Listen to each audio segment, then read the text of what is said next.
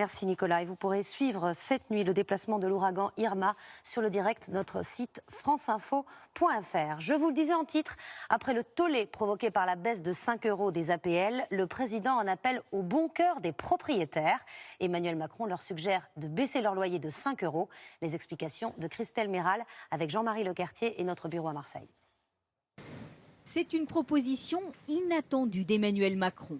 Face à la polémique sur la baisse des APL, le président a une solution, demander aux propriétaires de mettre la main au portefeuille. J'ai été surpris du silence collectif de ne pas appeler les bailleurs sociaux, les propriétaires à baisser de 5 € le prix du logement.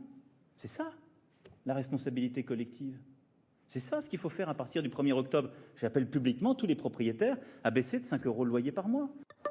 Baisser les loyers pour compenser la baisse des aides au logement de 5 € en octobre prochain. Alors les propriétaires sont-ils prêts à faire un geste?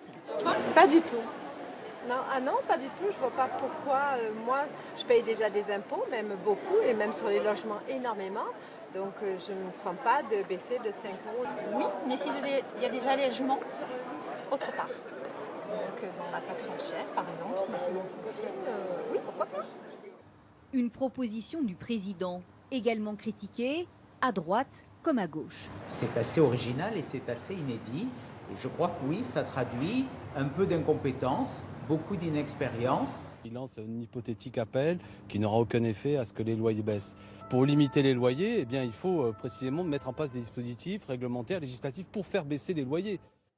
Avec cette réforme controversée, le gouvernement veut économiser 150 millions d'euros. Aujourd'hui, 6,5 millions de ménages français bénéficient des aides au logement, dont 800 000 étudiants. Bonsoir Jean-Paul Chapelle.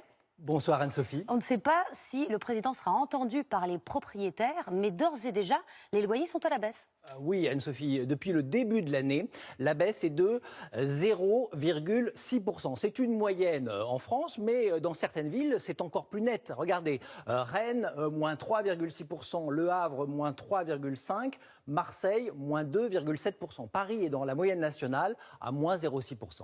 Pourquoi ça baisse? Qu'est-ce qui fait baisser les prix? Alors, 3 éléments. 1, la situation économique des locataires, des ménages avec moins de moyens, une demande faible, ça pousse les loyers à la baisse. 2, les propriétaires hésitent de plus en plus à faire des travaux de rénovation entre deux locations.